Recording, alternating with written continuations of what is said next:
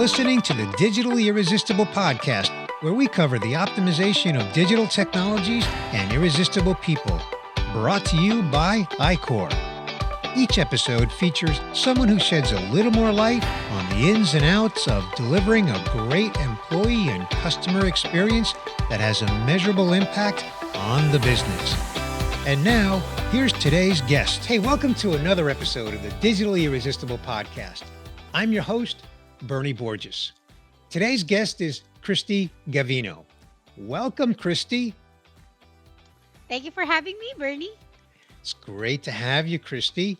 You know, Cristy, in your current role at iQor as Director of Operations, you've experienced impressive growth on a client program that you oversee. In fact, Cristy, the program's full-time agent headcount has grown by a factor of 10. So in this episode, I want you to share the reasons for this amazing growth with this one client, as well as your experience as a key leader overseeing this growth so it can help motivate others who aspire to grow into leadership roles at iQor.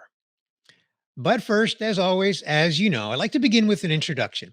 Tell us about your current role as Director of Operations in the Clark facility and your background. Like, how did you get to that role?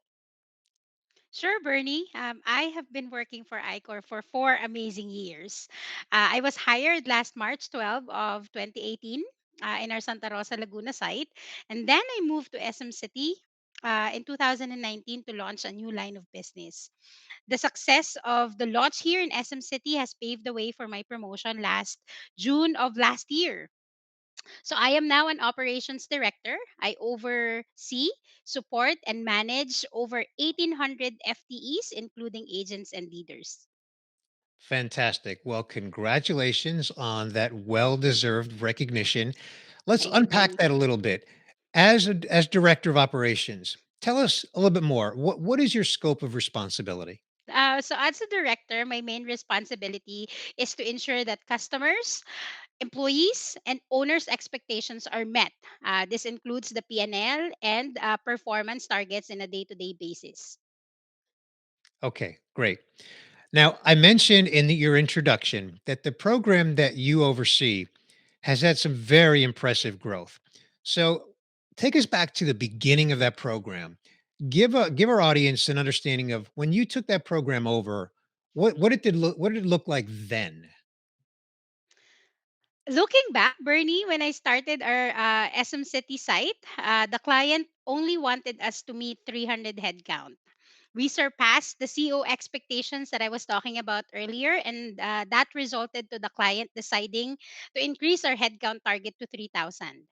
And not only that, Bernie, we have been awarded three additional lines of businesses. In fact, we performed some of the tenured vendors, and we produced stellar customer experience and had significant sales contributions while maintaining high performance, attendance, P&L, and low attrition. Wow. Okay, Christy, you make it sound easy. And I'm sure that a lot of strategy and a lot of your leadership has contributed to that. But let's unpack that a little bit. So you said you went from 300 full-time employees to 3,000. As I said in my introduction, that's a factor of 10. So help us understand what were the reasons, the drivers for that 10x growth? The secret ingredients to our site success is listening to our employees. I personally believe that this is what sets iCor apart from the rest of the competitors out there. You see, Bernie, I have over 15 years of working experience, and I have never met or nor work for a company that takes listening to the next level. Most of the company would pretend to listen, pretend to do something about it, and then totally forget about it. This makes the employee lose their trust and discourages them to recommend the next time that the leadership asks for it. iCor, however, I'm proud to be an iCorian, by the way, listen, takes action, and communicate back to the employees of the progress. At iQor, we're irresistible for a reason. We know a great CX starts with an amazing employee experience. Discover why customers love us and employees grow with us. Smile with iQor. Learn more at iQor.com. Allow me to give you an example. One I of the was going to industries ask. I knew it. I knew you'd ask that. So allow me to give you an example. So one of the country's biggest pain point, according to Google, you search Google and this is going to pop up. It's that agents do not feel supported. And majority of them also leaves because either of their supervisor or immediate manager. So we took this feedback here in And iCor. and Christy, that's a pain point that's industry wide, right? That's not unique to iCor, correct? That's right. Yes, Okay. that's right. So we took the feedback and created a strategy, a very simple strategy. In fact, a three-step strategy, so everybody can replicate it basically. So number one, what we did is to make sure that the leaders are front-loaded. So we made sure that all leaders are product trained. They went through the full training modules for experts or for agents, and we had them personally take calls. This enables them to effectively walk the talk and better relate not only to their experts but also to their customers, especially when they have to take escalated calls. We had them also go through complete leader onboarding certification, so they're 100% equipped and ready to handle their own teams. On top of that, we have also enrolled them to continuing education courses for leaders, enabling them to evolve and learn new leadership strategies.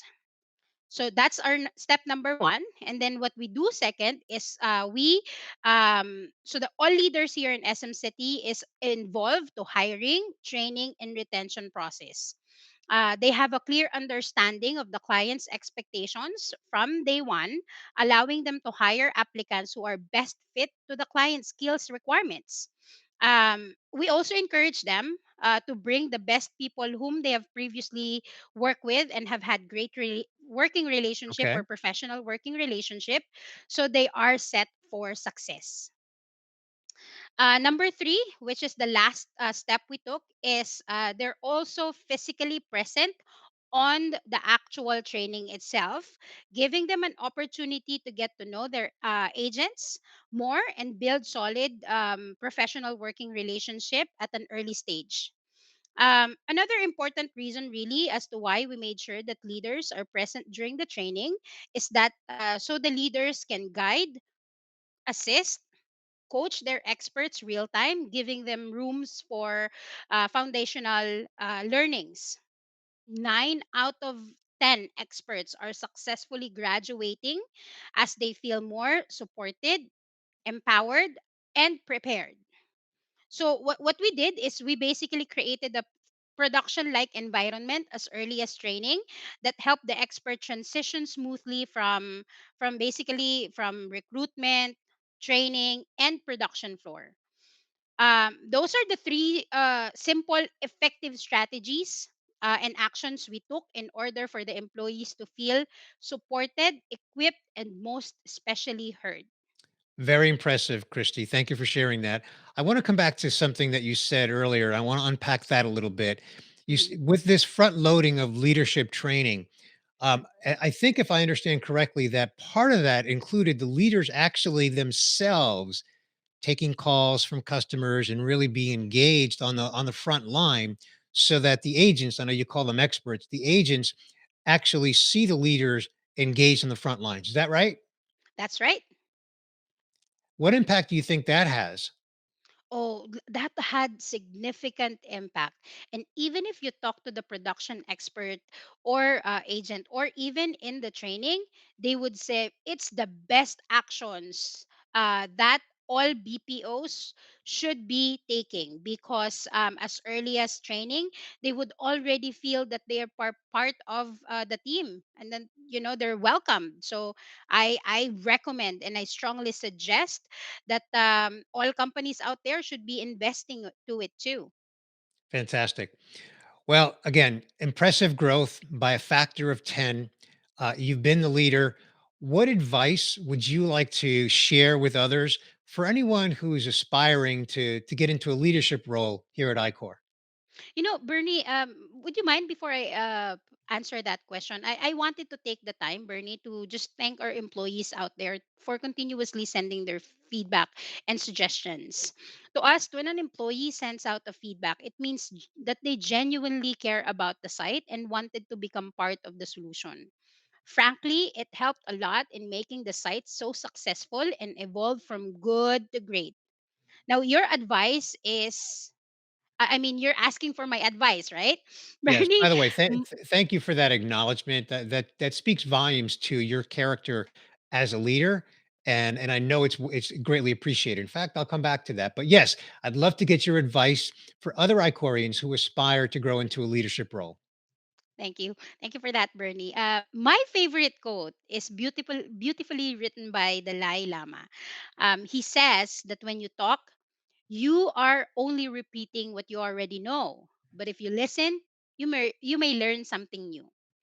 So our agents, Bernie, takes a lot of courage in sending their suggestions, feedback, and recommendations. I would tell you most of the time they are right.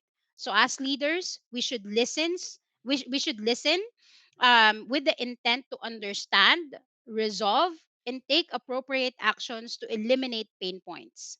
This is how we won their hearts in SM City. You could do for your site. Fantastic. I like your point about not just listening. I think that's valuable and spot on. But I like your point about that's how we win their hearts. And I think that's such a key point in winning their hearts because their job is challenging. And so we've got to win their hearts in order for them to be effective in their job and then aspire to grow as well. So thank you for sharing that.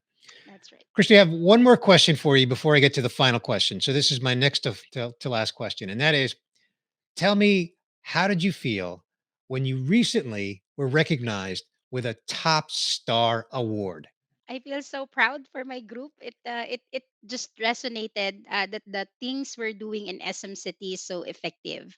I'm thankful of my bosses, particularly Saurabh, Emma, and Sir Kevin, and the recognition goes out for my team out there. Thank you very much. I'm happy and proud.